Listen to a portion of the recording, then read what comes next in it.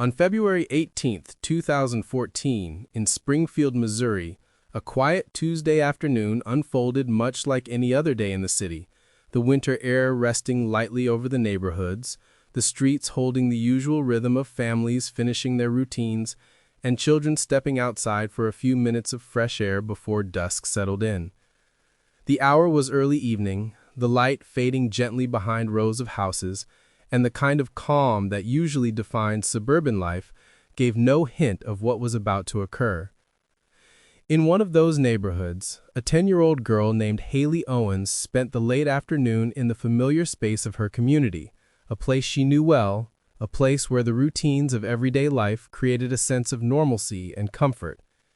She had walked outside, moving through an environment that felt safe, surrounded by homes, yards, and the ordinary scenes of a residential area where families trusted the quiet of their surroundings. Witnesses later recalled the simplicity of that moment, the ordinary nature of the street, the stillness of the early evening, and the way Hailey's presence blended naturally into the peaceful setting. Nothing in the atmosphere suggested danger, nothing signaled urgency, and nothing prepared anyone for how quickly the environment would shift. The final verified movements she made were small, everyday actions, steps taken near her home, movements that carried no weight of suspicion and reflected only the innocence of a child finishing her day. The streets held the fading daylight, the temperature carrying the cool touch of February, and the sounds of the neighborhood remained soft and predictable. Vehicles passed occasionally, neighbors tended to their tasks, and the environment stood unchanged from so many evenings before it. It was within this ordinary scene, within this familiar frame of daily life, that the last known moments of Hailey's routine took place, moments that would soon become the center of a case that would shake Springfield and change the state's response systems forever. For those who later retraced the timeline, the simplicity found in these final movements stood in stark contrast to what followed. The verified details offered a brief glimpse into a child's final interactions with her surroundings, interactions made without fear, without hesitation, and without the awareness that events were aligning in a way no one could have anticipated. This frozen snapshot of time, this single February evening, would become the starting point of one of the most devastating cases in Springfield's history, a case that would move from routine stillness to urgent crisis within moments, and a case that would ultimately reshape how Missouri responded to endangered children. The environment, the hour, the quietness, and Hailey's final steps formed the last clear picture of her life before an event occurred that would alter the community permanently, leaving behind grief, unanswered questions, and a renewed commitment to protection that would emerge only after the loss had already taken place. The late afternoon continued across Springfield with the same quiet rhythm, the same stillness that had settled earlier in the day, and the same calm that gave neighborhoods like Hailey's their familiar sense of safety. As the minutes passed, the light dimmed further, casting long, soft shadows across the streets, the kind that stretch slowly as evening approaches, the kind that blend into the background of everyday life without drawing attention. In this environment, the sequence of events that led to Hailey's disappearance began to unfold with a suddenness that contrasted sharply with the peaceful setting. Witnesses later described the moment as abrupt, unexpected, and deeply alarming, a moment that broke the normal pattern of the day in an instant. A pickup truck approached the residential street, moving through an area where children occasionally played, where neighbors often greeted one another, and where no one anticipated danger. What happened next became one of the most critical components of the verified timeline. A nearby witness observed a man force Hailey into the vehicle, an act carried out quickly, leaving no room for intervention and no time for anyone nearby to understand what was happening before the truck began to leave the area. The witness, reacting with urgency, focused on the details available in those few seconds, noting the color of the vehicle, the shape of the truck, and most importantly, the license plate. Those observations would become central to the investigation, forming the earliest concrete evidence in the case. The environment around the scene remained unchanged, the air still calm, the houses quiet, and the street holding its usual stillness. Yet the event itself had transformed the moment entirely. While the street looked the same, its meaning had shifted instantly. A vehicle had come and gone, a child had been taken, and the ordinary setting had become the site of a critical emergency. There were no signs left behind on the pavement, no physical evidence scattered in the open, and no immediate trace that could confirm the direction the vehicle traveled beyond what the witness remembered. The location, unchanged to the eye, now carried the weight of an event that had occurred too quickly for the environment to register anything tangible. Within moments, the information gathered by the witness began to circulate, and the description of the truck became the foundation for the earliest efforts to locate Hailey. The license plate number, captured clearly and accurately, offered investigators something rare in cases that unfold this unexpectedly: a precise lead. While the environment remained quiet, the urgency surrounding the event escalated rapidly. The initial details, the lack of physical evidence at the scene, and the singular eyewitness account shaped the early understanding of the disappearance. It was a sequence defined entirely by speed, a series of moments that moved from routine stillness to emergency without transition. The street where Hailey had been only minutes earlier now held nothing but absence, nothing but the space where she had last stood, and nothing but the memory of a witness who had acted quickly enough to preserve the details that would soon drive the search. Each element of the scene reflected the suddenness of the event. No debris, no footprints, no items left behind, only the impact of an action completed in seconds. In those first moments, the verified timeline formed with stark simplicity: a quiet neighborhood, a brief appearance of a truck, an abduction witnessed in real time, and a disappearance that left behind no physical trail. What remained were observations that pointed directly to a single vehicle, a single suspect, and a single direction for the earliest stages of the investigation.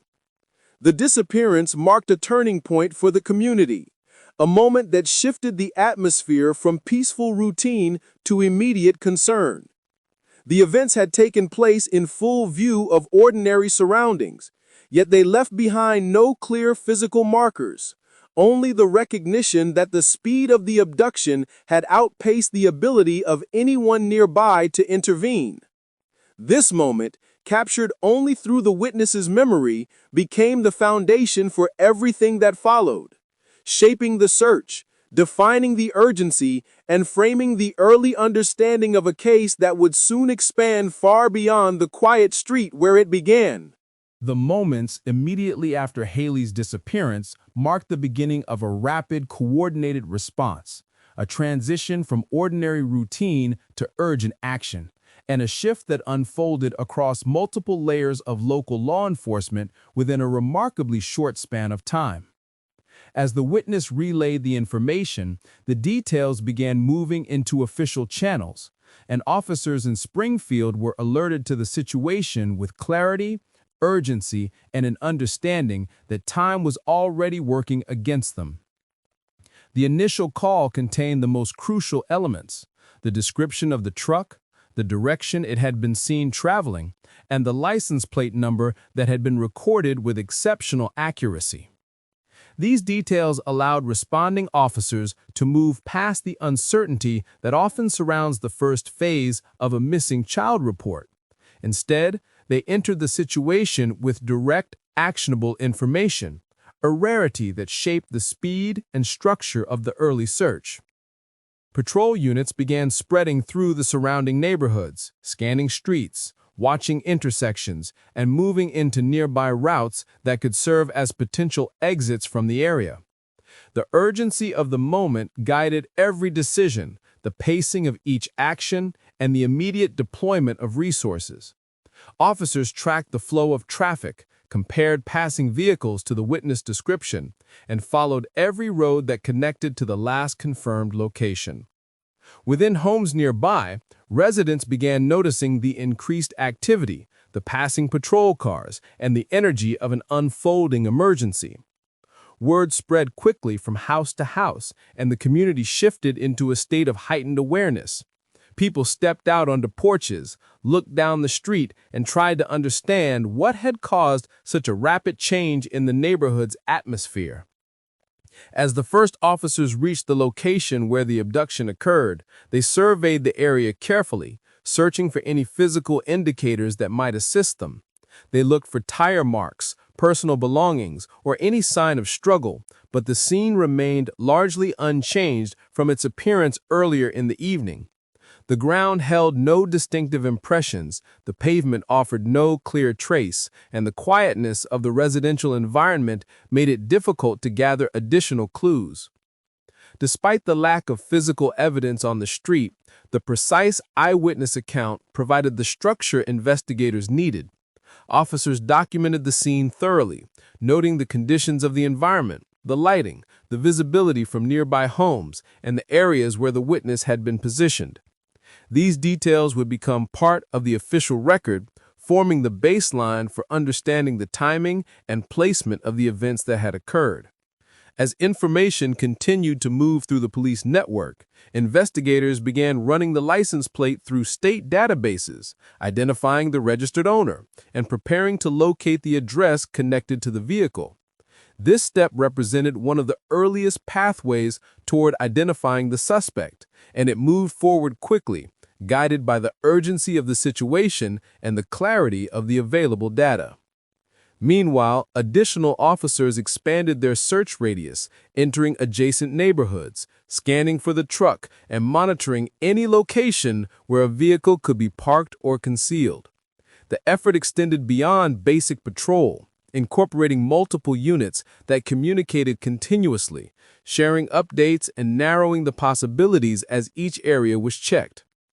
In many missing child cases, the initial response is challenged by incomplete information, conflicting reports, or uncertainty about whether the disappearance is connected to a crime. In Hailey's case, the eyewitness account removed those ambiguities, allowing law enforcement to approach the situation with full recognition of the severity of what had occurred. The urgency was immediate, the threat understood, and the timeline of response compressed into minutes. Community members began offering information as officers canvassed door to door, asking whether anyone had seen the truck, whether any unusual activity had been noticed, and whether residents had captured anything on home security devices. The canvassing widened the information network, connecting law enforcement with individuals who might have observed something critical, even if they didn't initially recognize its importance. At the same time, investigators began preparing for forensic collection, knowing that any location associated with the vehicle or the suspect would require detailed examination. They arranged equipment, coordinated specialized units, and ensured that once the address linked to the license plate was located, the team would be ready to secure evidence quickly and carefully. As the search intensified, the broader public became aware of the unfolding situation. Alerts circulated through official channels, news outlets began receiving incoming reports, and social media reflected the first waves of concern from a community trying to understand the gravity of what had occurred. The city, still holding the quiet of the winter evening, now carried a growing tension, a rising awareness that a child had been taken, and a shared sense of urgency pressing outward from the initial scene. Law enforcement continued moving through every feasible pathway, responding not only with speed, but with precision born from the information they had. The combination of witness observations, database results, and coordinated patrols created an organized, multi-layered response. Officers communicated constantly, updated their locations, tracked potential routes, and prepared for the next phase of the search that would soon emerge once the owner of the vehicle had been identified. This immediate response, shaped by urgency and clarity, laid the groundwork for the investigation that followed. It marked the moment when the disappearance shifted from a single neighborhood event into a citywide emergency, pulling together officers, investigators, and community members in a collective effort to locate Hailey and to understand the full scope of what had taken place within those critical early minutes. In the early hours of the investigation, the search for answers expanded rapidly, yet the early stages also revealed the limitations, the gaps, and the unavoidable delays that occur when an event unfolds with the speed and suddenness that Hailey's disappearance had displayed. While officers had the advantage of clear information from the witness, the investigation still faced challenges that slowed the progression of certain steps, creating moments where time moved faster than the systems built to respond. As authorities worked to identify the registered owner of the truck, they moved through procedures rooted in established process, checking databases, confirming records, and cross-referencing information to ensure accuracy. These steps, while essential, consumed minutes that felt increasingly critical, minutes that carried the weight of urgency and the recognition that the window for certain outcomes was narrowing. The name connected to the vehicle eventually surfaced, providing investigators with the identity of the person tied to the license plate. Yet the process had required careful verification before officers could move forward confidently. Communication across units also required coordination. Patrol officers relayed updates from the field. Investigators centralized the information coming in, and command staff prepared the next actions. The structure was organized, but the pace of events pushed each step to its limit. With every update, the investigation expanded, but so did the recognition that some elements of the case remained out of reach. Despite rapid movement, the situation had begun in a way that left little margin for error, and the early timeline reflected the tension between speed and procedure. Interviews with residents near the scene offered additional context, but these conversations revealed the first major challenge. Very few people had seen anything beyond the single witness who had provided the description of the truck. The neighborhood, quiet and calm, had not been a place where crowds gathered outside at that hour. Many residents had been indoors, preparing for evening routines, unaware of the unfolding situation until law enforcement arrived. The result was a limited amount of first-hand information and a recognition that the investigation would not benefit from multiple independent accounts to reinforce or expand the eyewitness description. As officers continued to check nearby streets and surrounding roads, they encountered the reality that vehicles matching the general appearance of the suspect truck were not uncommon.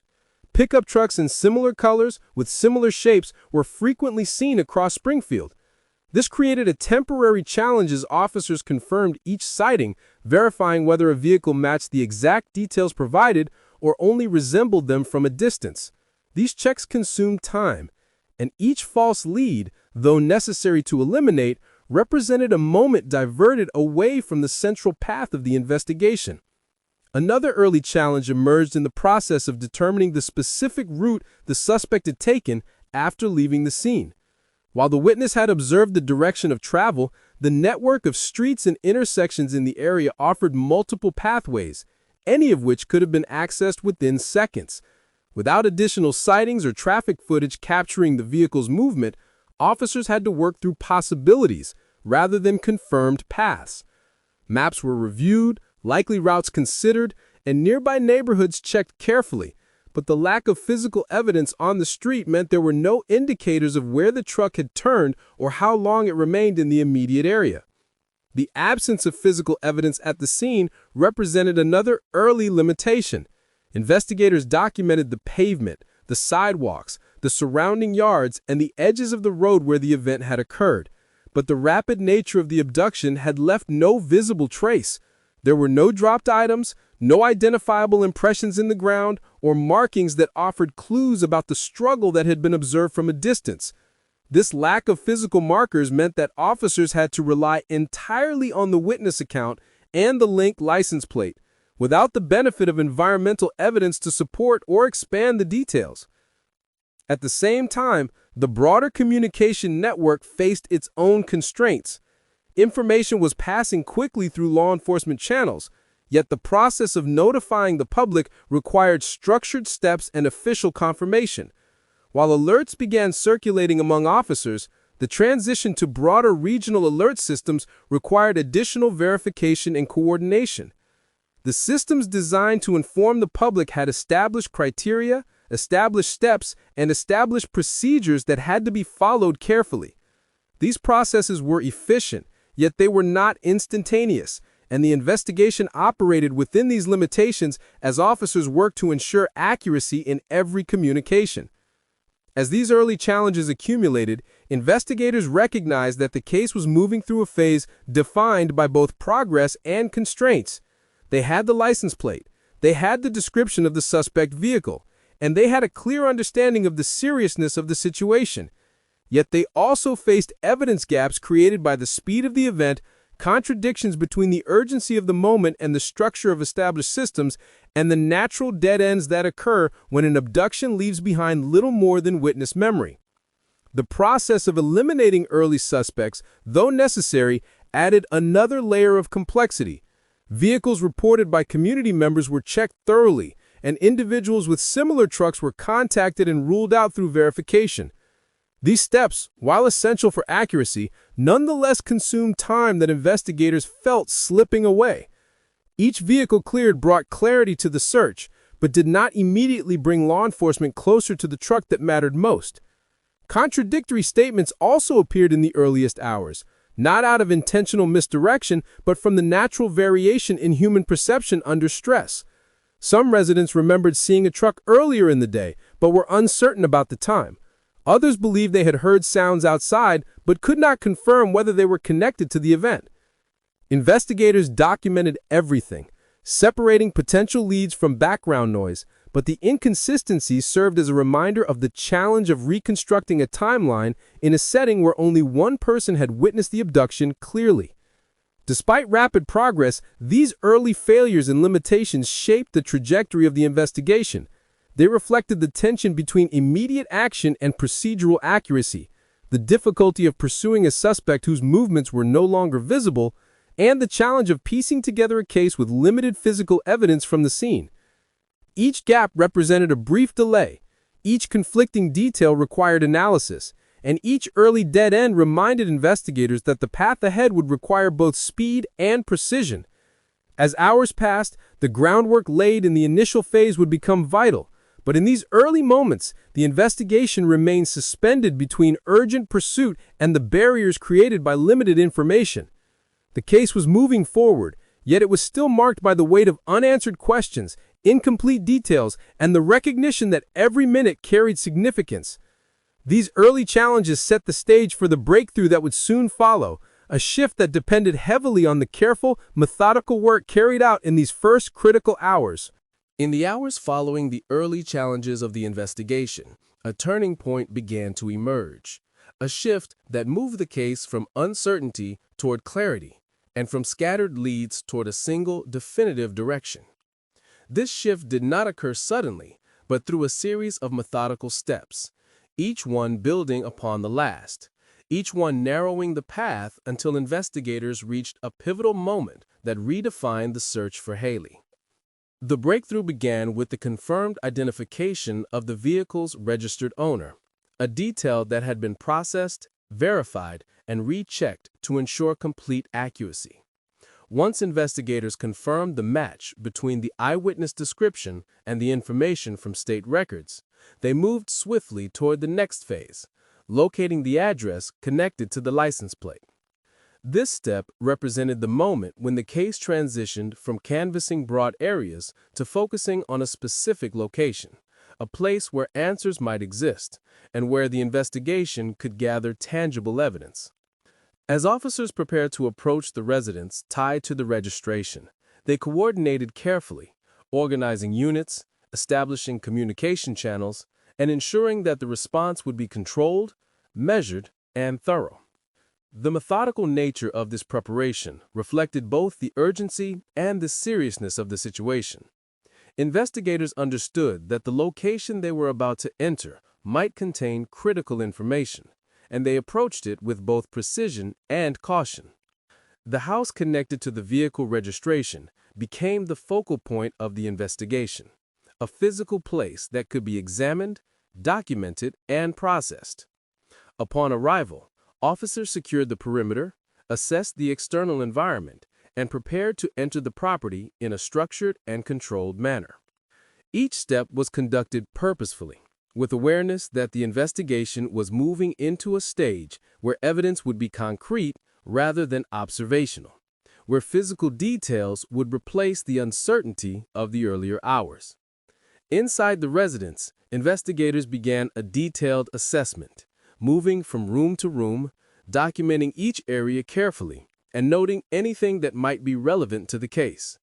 The environment held answers that had been absent from the scene of the disappearance, and each observation contributed to a growing understanding of the sequence of events that had unfolded after Hailey was taken. The search was thorough, measured, and guided by established forensic protocols, ensuring that every relevant detail was preserved. Evidence soon emerged that established a direct connection between the residence and Hailey's disappearance. These findings did not rely on speculation or assumption, but on tangible, verifiable facts discovered within the home.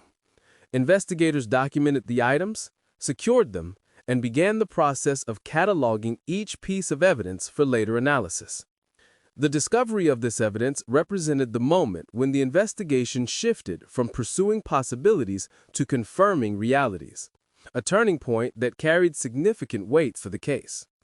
The forensic teams expanded their assessment, using their specialized expertise to identify details that might not be visible through a simple visual inspection.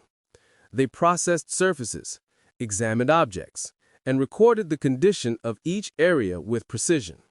Their work provided a layer of clarity that complemented the efforts of the investigative units, transforming the residence from a location of suspicion into a location of confirmed relevance. As evidence continued to be collected, investigators reviewed the timeline, connecting the witness account from the street with the findings inside the home. The alignment between these two components strengthened the structure of the case, bridging the gap between the moment of the disappearance and the location where the suspect had been found. This convergence of information formed the basis for the legal actions that would follow, establishing a clear, continuous connection from the initial event to the breakthrough inside the residence. At the same time, the community continued to watch the developments with rising concern. News of the investigation's progress had begun circulating more widely, and residents across Springfield waited for confirmation of what the search had uncovered. While details remained limited in these early public reports, the community sensed the gravity of the situation, aware that the investigation had reached a critical stage. Within law enforcement circles, however, the focus remained solely on the evidence and the responsibilities that came with processing it. Investigators did not speculate on motives, did not assume outcomes, and did not move beyond the boundaries of confirmed fact. Every action remained grounded in procedure, every decision guided by what could be proven, and every step taken with the awareness that the case would eventually move into the legal system, where accuracy would matter as much as urgency. The breakthrough represented more than the discovery of evidence. It represented a shift in the momentum of the investigation. The early challenges, limited physical evidence, inconsistent observations, and the uncertainty of direction had given way to a clear, structured understanding of the events that had unfolded. The case now rested on verified facts, concrete findings, and a direct link between the disappearance and the residents connected to the suspect. This turning point reshaped the investigation, providing the clarity that had been missing in the earliest hours and allowing law enforcement to move forward with a defined path. The transition from searching streets to processing a suspect's home marked a fundamental shift in the nature of the case. It was the moment when the investigation entered a new phase, no longer driven by urgency alone, but by confirmed information, documented evidence, and a structured understanding of what had happened. This breakthrough formed the foundation for the resolution that would soon follow, a resolution built upon the careful work of investigators, the accuracy of the eyewitness account, and the methodical effort that transformed uncertainty into clarity. As investigators continued processing the residents connected to the suspect, the case moved into a phase defined by confirmation, by the clear establishment of facts, and by the formal actions that would bring the investigative portion of the case to a close. The discoveries made inside the home provided the clarity needed to transition from pursuit to resolution, and from uncertainty to verified understanding. The next steps unfolded with the same deliberate precision that had guided the investigation from its earliest moments. With the evidence from the scene documented and secured, officers moved into the procedural stage of detaining the suspect. The individual tied to the residence and to the vehicle identified by the eyewitness was taken into custody through an organized and controlled process. This step represented a critical moment in the case, not only because it brought a suspect under law enforcement supervision, but because it allowed investigators to shift their focus from the search itself to the documentation, verification, and analysis that would support the legal case ahead. The arrest did not resolve the emotional weight of what had occurred, nor did it erase the loss already experienced by the community, but it provided the structure necessary for law enforcement to proceed with certainty. It allowed investigators to secure the residence fully, to continue processing the environment without external interference, and to establish a clear timeline of activities connected to the suspect. The controlled nature of the arrest ensured that each step aligned with legal procedures, maintaining the integrity of the case and the evidence it relied upon. Inside the residence, the search continued as forensic specialists examined each area thoroughly. Their methods remained meticulous, their observations carefully recorded, and their work guided by the need to extract every relevant detail from the environment. The items discovered within the home, the forensic indicators present, and the documented condition of the residence aligned with the timeline established through eyewitness accounts and law enforcement records. This alignment formed the foundation of the confirmed evidence that would soon enter the legal system. Among the most significant findings was the confirmation that Hailey was no longer alive. The discovery, made within the residence, marked the most devastating moment of the investigation, one that brought with it the full emotional weight of the case. Even in the controlled environment of an investigative setting, the recognition of such loss carries immense gravity. Investigators documented the circumstances carefully, ensuring that every detail adhered to forensic protocols and that the information gathered would withstand the scrutiny of legal review. As the confirmation of the tragedy unfolded, the case moved swiftly towards classification. Based on the evidence collected, the established timeline, and the verified actions connected to the suspect, charges were formally prepared. The case was classified as first-degree murder, a legal designation reflecting the seriousness of the events and supported by the concrete, documented findings made throughout the investigation. This classification did not rely on assumptions or speculative interpretation. It rested solely on verifiable facts uncovered through the structured investigative process. The suspect, now formally charged, entered the legal system under the weight of the evidence collected. Prosecutors reviewed the findings, examined the procedural steps taken by law enforcement, and prepared the case for the judicial proceedings that would follow. The evidence presented was grounded in forensic examination, eyewitness identification, and the comprehensive documentation of the scene and circumstances. Each piece was evaluated for accuracy, relevance, and clarity, ensuring that the case rested on a foundation of confirmed information rather than uncertain interpretation. As the legal proceedings advanced, the suspect ultimately was convicted. The conviction represented the formal conclusion of the criminal investigation and marked the moment when the case transitioned fully into its post-investigative stage. The sentence reflected the established legal standards for the crime, and the court's decision brought an official, structured closure to the investigative chapter of the case. This resolution, while essential in the legal sense, existed alongside the profound human loss that could not be reversed. The actions taken by law enforcement, the work conducted by forensic teams, and the decisions made within the justice system provided accountability, but they could not remove the impact of the events on Springfield or on those closest to Hailey. The completion of the legal process brought clarity and closure within the investigative context, yet the emotional aftermath would continue long beyond the final court decision.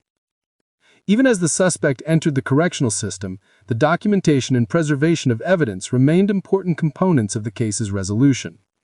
Investigators ensured that the records, reports, and forensic analyses were maintained with accuracy and completeness, preserving the integrity of the case for any future reference. The careful handling of these materials reflected the professionalism that had defined the investigation from the outset, reinforcing the commitment to transparency and thoroughness that guided each stage of the response. The investigation closed and the legal outcome established. The final task for law enforcement was to review the processes involved, to understand the timeline, and to recognize the structural and procedural factors that shaped the response. These reviews, conducted in many cases after major incidents, offer insights into system performance, communication pathways, and the effectiveness of various protocols.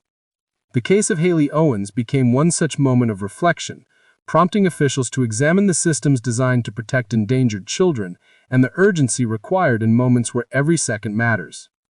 The resolution of the case marked the convergence of investigative precision, eyewitness action, and legal accountability. It represented the structured end of a process that had begun with suddenness, progressed with urgency, and concluded with clarity rooted in verifiable fact. The sequence, from the moment the witness captured the license plate, to the discovery within the home, to the courtroom decision, formed a continuous chain of events grounded in careful, methodical work. In the days that followed the resolution of the case, Springfield entered a period of profound reflection, one marked by grief, by silence, and by the weight of understanding the full scope of what had occurred. The community had followed the investigation closely, watched the search unfold, and waited for updates with rising concern. When the outcome became known, the impact was immediate and far-reaching, touching residents across the city and shaping the collective memory of the events in a way that would endure for years. For Hailey's family, the aftermath carried a depth of loss that cannot be measured in procedural terms or expressed through the structured language of an investigation. Their experience moved beyond the timelines, beyond the evidence, and beyond the legal outcome. It entered a space defined by absence, by the sudden removal of a child whose life had been part of the everyday rhythm of their home. The days after the discovery brought with them the quiet that follows tragedy, the quiet that settles over a household when routines no longer include the footsteps, the voice, or the presence of a loved one. In the early days, the family received support from friends, neighbors, and community members who understood the significance of the loss. People offered meals, visited the home, and provided comfort in the ways available to them, recognizing that nothing could restore what had been taken. The family faced the process of planning memorial services, of preparing to say goodbye, and of navigating the early stages of grief with the acknowledgement that the landscape of their lives had changed permanently. Across Springfield, residents reacted with a mixture of sorrow and resolve. The disappearance had occurred in a familiar neighborhood, on a quiet street, during a time of day that many families considered safe. The realization that such an event had unfolded in their own city left a lasting effect. Parents spoke with their children about safety, neighbors checked in on one another more often, and communities across the region reevaluated what safety meant within their residential spaces. Schools in the area participated in moments of remembrance, acknowledging the impact of the loss on students who knew Hailey or who felt the broader grief shared across the city. Counselors offered support to children struggling to understand the suddenness of the tragedy, and teachers addressed the emotional needs of their classrooms with patience and care. The weight of the event extended into the educational community, shaping conversations and fostering a sense of unity among students, families, and educators.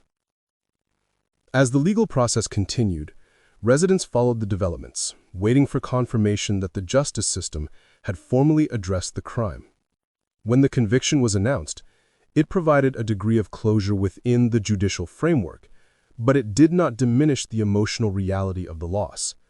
The community acknowledged the conviction as an essential step, yet recognized that its impact existed within the limited scope of legal resolution, separate from the lasting effect on the lives of those closest to Hailey.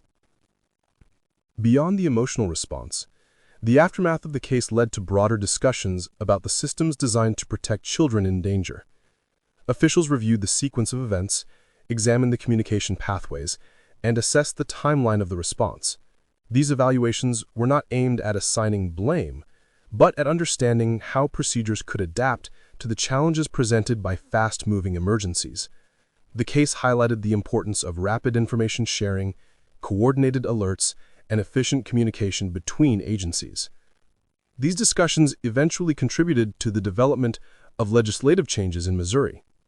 Among the most significant was the creation of Hailey's Law, a measure designed to improve the speed and efficiency of Amber Alerts across the state.